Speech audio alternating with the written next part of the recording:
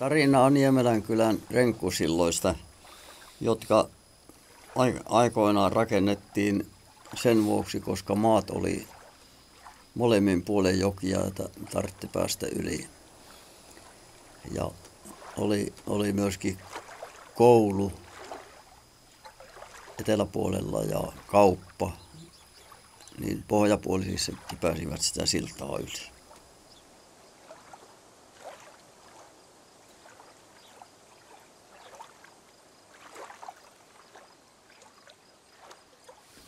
Niemelän kylällä on 3 renkkusiltaa.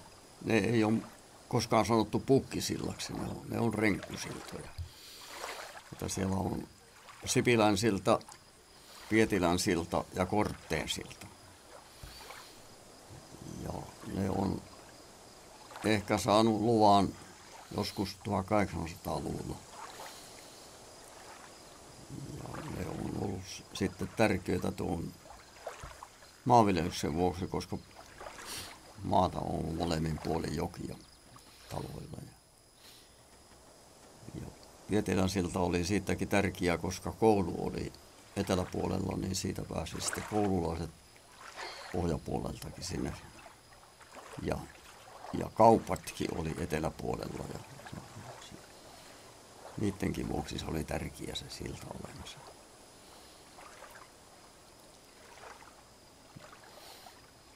Ne oli semmoisia siltoja, että ne täysin tehtiin talkoovoimilla ja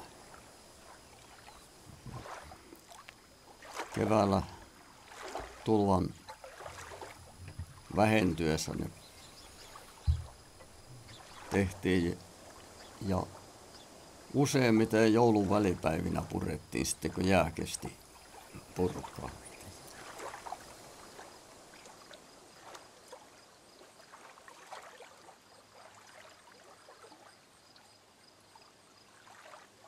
Sehän oli se sillanteko semmoinen tärkeä hetki sen veen korkeuman vuoksi, koska jos se oli liian paljon vettä, niin se oli hankala niitä renkkuja laittaa. Siinä on kovempi virtakin.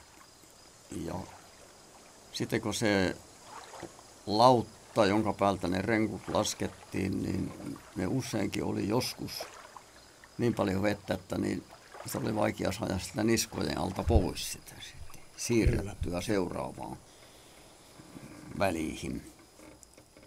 Ja sitten jos oli liian vähän vettä, niin se oli hankala niitä laitella siinä, että kun se oli paras korkeus se, kun se oli se niin, rinnan korkeudella se renkku.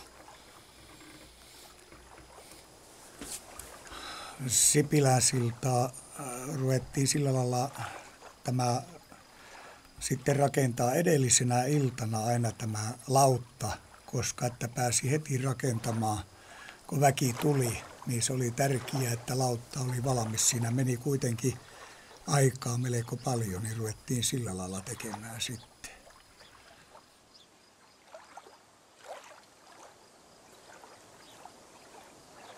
Tässä Sipilän sillallakin oli niin pitkiä, ne renkut se oli 6 metriä pitkiä, niin ne oli melko painavia silloin vielä sinne, että se oli keskeltä niin paljon syvä. Pietilän silta ei ollut niin syvällä. Ei. Siellä haittasi kivet jo. Mutta siellä kyllä tehtiin aina se laatta silloin aamulla ja kyllä se tahtoi sitten jäädä vähän kesken se silta. Ne niin kuin käsipuut jäi ehkä seuraavaan päivään. Se lautta tehtiin sillä lailla, että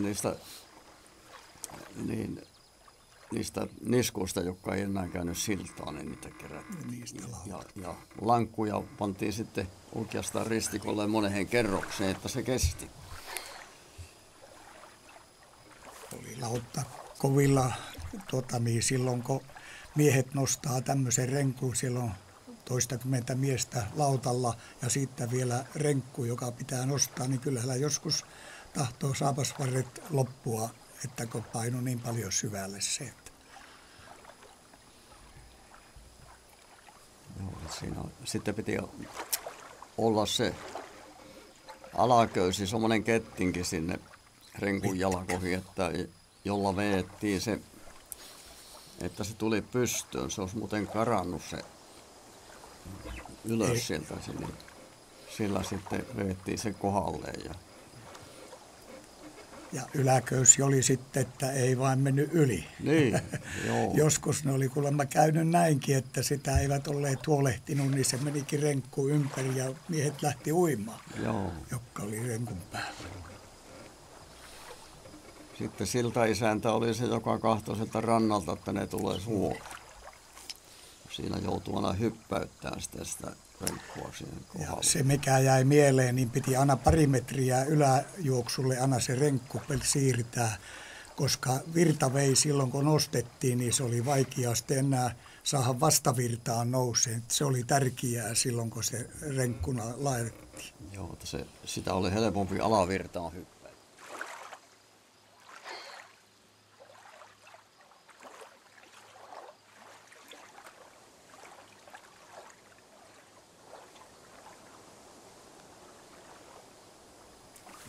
Ja puuvirmoja oli sitten näitä, jotka uittivat sitten, olivat keksien kanssa siinä, että ne saivat menemään. Joskus tuli ainakin Sipilän sillalla sinne Sointulanlahteen asti suma, Joo. kun sattui, että oli tuuli vastainen ja sitten ne lähtikin yhtä aikaa kaikki tukit tulemaan, niin ne ei saanut silloin piettyä auki sitä väylää.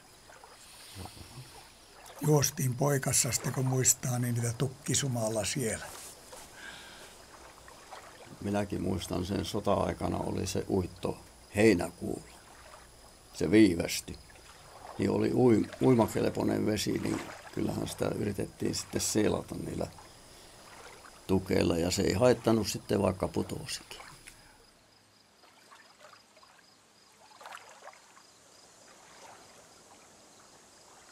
Niin, se oli silloin sodan jälkeen tuli sitten se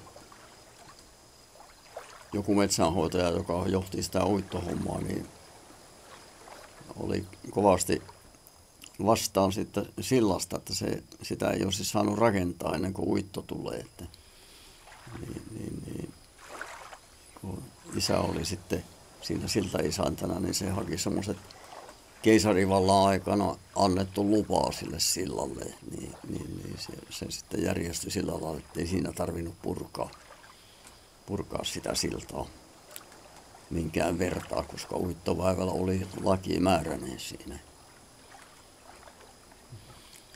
Ja nämä sillat on ehkä alettu tekemään 1800-luvulla ehkä aikaisemminkin, mutta eihän sitä ole tietoa.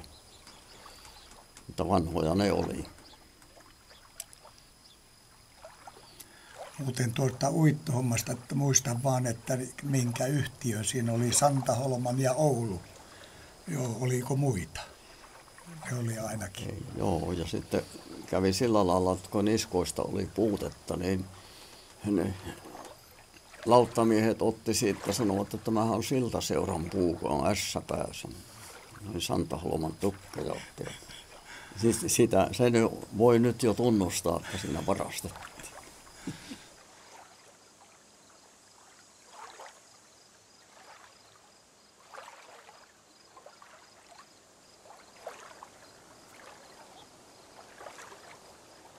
Keväällä se oli aika lujaa, että sitten uskalsi kyllä siinä pikkuautolla ajoivat yli. Mutta kun se kesän mittaan renavui se silta, niin se oli syksyllä jonkun verran heikko. Mutta minä olen yhden kerran ajanut traktorilla siitä yli ja itselleni lupasin, että toista kertaa minä en aja. Muistan, kun tuosta Sipilän sillalta Palojärveen Eino ajoi sillä piikkipyörä majurilla, niin silloin tuntui hirveältä, että kun se keikutti, se oli vielä ne 10 sentin pitkät piikit, mutta se pani lankut pituussuunnassa ja että se oli melko painava. Silloin ajattelin, että kyllä nyt putoaa, mutta niin se tuli Karjanevalle sillä piikkipyörätraktorilla.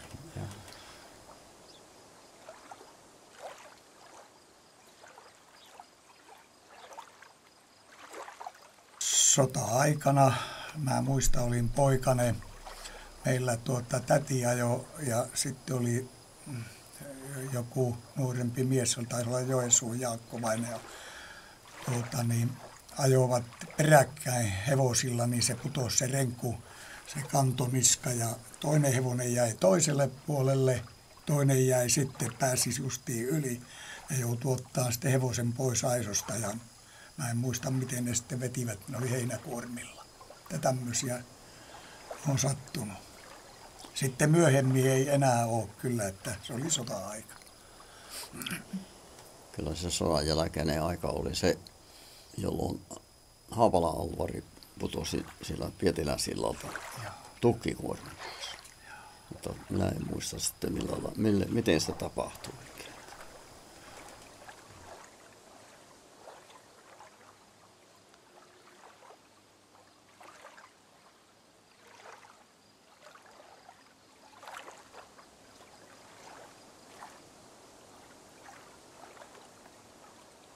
Se oli 75-6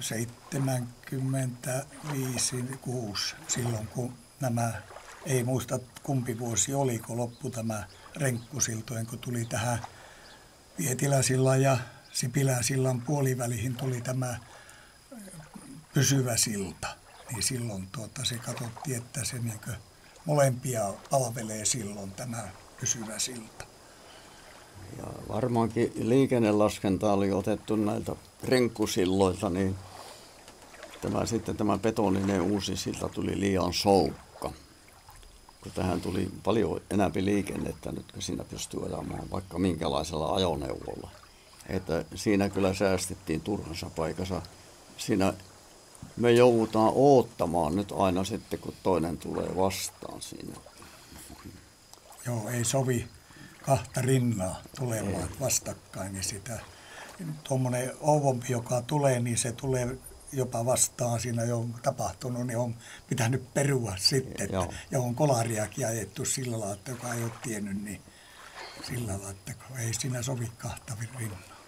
No, eihän siinä nyt kauan tarvitse odottaa, mutta tuntuu vähän semmoista niin typerältä se, että tekivät niin soukan sitten. Ei se paljon varmaan se metrin leveys ole siinä maksanut.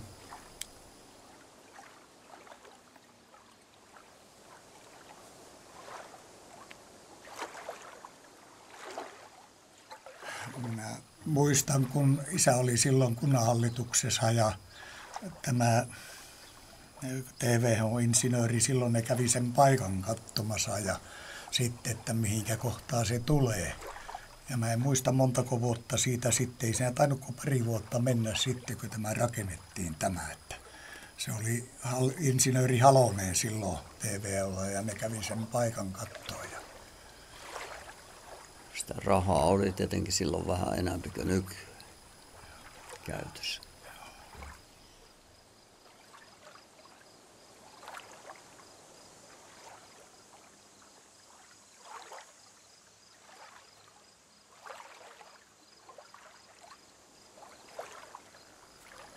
Nehän oli vähän isompia ne tuluvat kuin nykyään.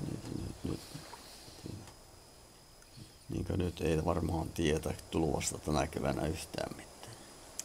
Joo, ei ole vettä ollenkaan. Että miten nyt saataisiin silta, kun nyt ei ole vettä joessa ollenkaan. Että ja jäitä on vielä rannalla.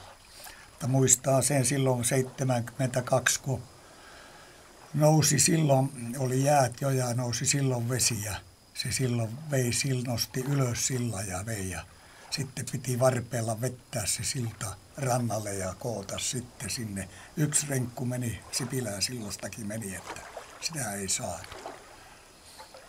Joo, kyllä siinä kävi siinä Pietilän sillalla samalla lailla, että se katkesi ja niitä sitten sieltä rannalta yritettiin koota niitä niskoja ja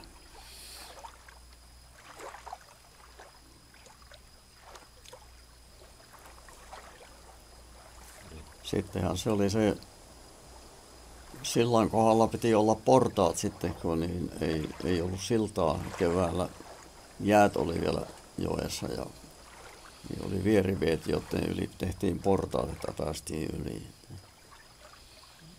Siinä piti koulu- ja kauppa-asioiden vuoksi olla portaat. Ja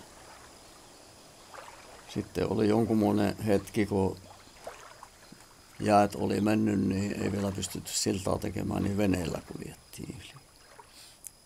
Joo, ja sitten tosiaan, että piti keskustan kautta ajaa, ainut tuo Savisilta oli sitten, jos oli tärkeää niin isommalla vehkeellä kulkia niin hevosilla, niin piti sieltä asti kiertää sitten. Joo, mä muistan, että se oli mulla ensimmäinen tienesti homma, kun mä kuljetin koululaisia yli osuuskaupan veneellä. Minä olin silloin itse viimeisellä luokalla.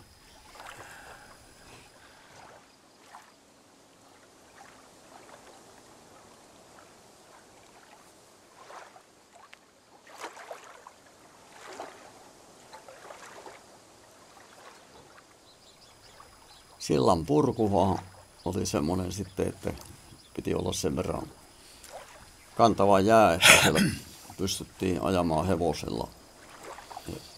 Renkut ja niskat. Niin.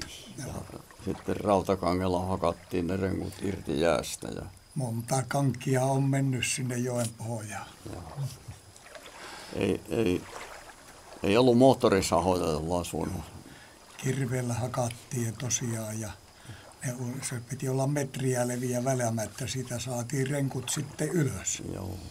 Ja miesvoimin nostettiin ne ylös ja hevosilla vedettiin silloin ennen kuin traktoreita oli, niin sitten ylös ne järjestyksessä sitten, että pystytään keväällä aloittaa oikeassa järjestyksessä renkkujen pano. Se oli etureki vai jolla vedettiin tässä rannalle.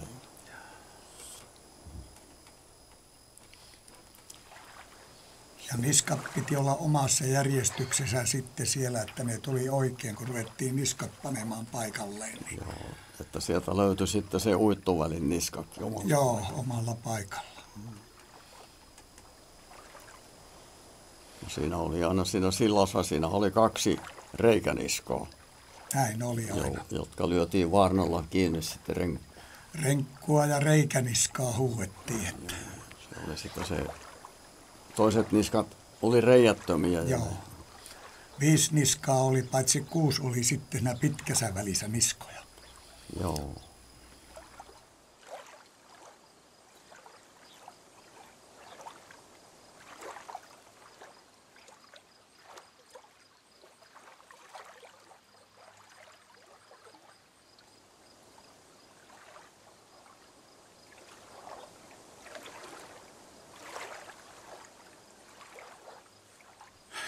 Se oli sillä lailla, että se oli semmoiset niskat, niin se tuli se väli oikea silloin, kun se pantiin, se oli valmiina ne reikäniskat, niin se renkkujen väli tuli silloin oikea. Siinä oli reikä ja tapit, niin ne pantiin. Joo. Ja se on niin kuin siinä. Siinä oli semmoinen renkussa, oli semmoinen 2-tuumainen reikä. Ja samoin siinä reikäniskassa ja se lyötiin samalla puuvarnalla. Moukarilla lyötiin. Puulekaa semmoinen, niin. Jollaka sitten tosiaan, ja muistaa aina sen, kun silloin renkut pantiin pystöön, niin piti sitten tukipuut lyödä sinne sivusta, että se renkku pysyi, ettei se heikkunut, niin sitten sinne alle ja silloin lyötiin ne tosiaan. Joo, 2 puolen pönkät. Niin. Ja sitten kesällä kun uitiin ja sitten sillan kaiteelta sukellettiin sinne, niin piti ensin kahtua, ettei vanhoja pönkiä ole siellä, että uskalsi sinne sukeltaa. Muistaa aina, että lapsillekin mä sanoin, että muistakaa, että aina yläjuoksun puolelle sukeltaa, että niin siellä ei ole, mutta alajuoksun puolella voi olla jäänyt, kun on liete, niin se löi niin lujasti sinne ja jäi kiinni ne pönkät. Jää niitä katkasi. Joo. Se jäätyi kiinni ja sattui, että jää nousi vielä. Niin se.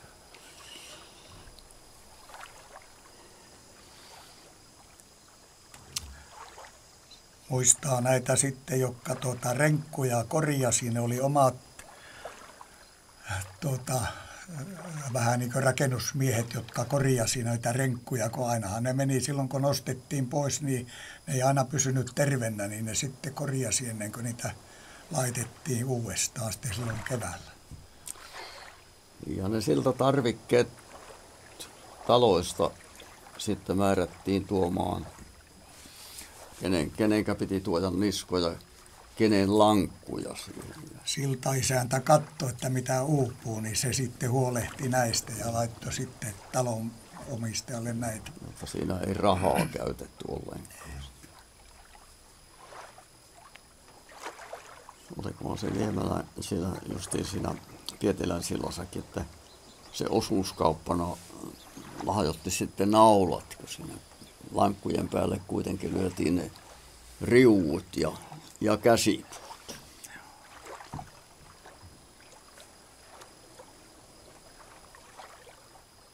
Mä en muista, mutta sillä lailla oli, että kun niitä jätepuita jäi silloin, kun keväällä rakennettiin silta, niin ne sitten aina huutokaupalla myytiin, että kuka minkäkin osti, ja siitä jäi sitten rahaa, että sitten saatiin talakoomiehille kahvit ja tämmöiset sitten, että minä en muista muuta. Että. Joo, se myytiin semmoinen epäkurantti puutavara. Niin, sitten myytiin, joka osti ne.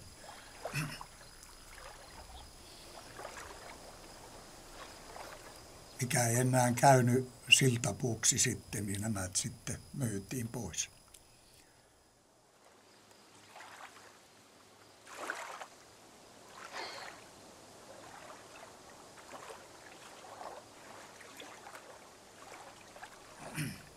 Ja minä luulisin, että se ei enää onnistuisi, se sillanteko.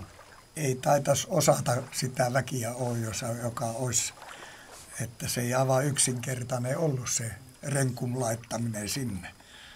Joo, ja sitä talkooväkiä ei enää löytyisi. Niin ei.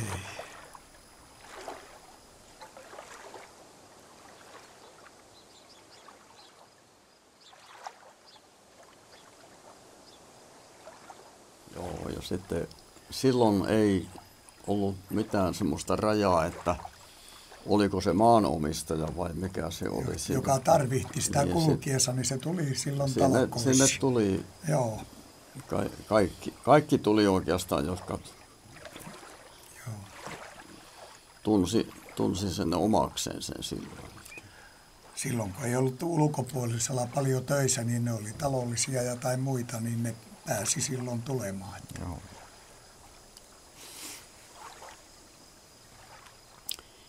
Ja se oikein vanhempaa aikaa, niin niitä ei ollutkaan niitä vieraan työntekijöitä, kun melkein talonväkiä kaikki kylässä.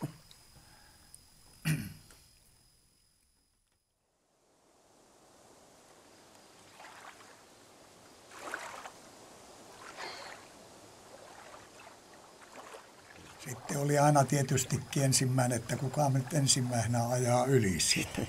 Siellä on joku jo odottamassa jonkun vehkeen kanssa, että minä ajan ensimmäisenä yli nyt. Joo, ei siinä pidetty mitään vihkiäisiä.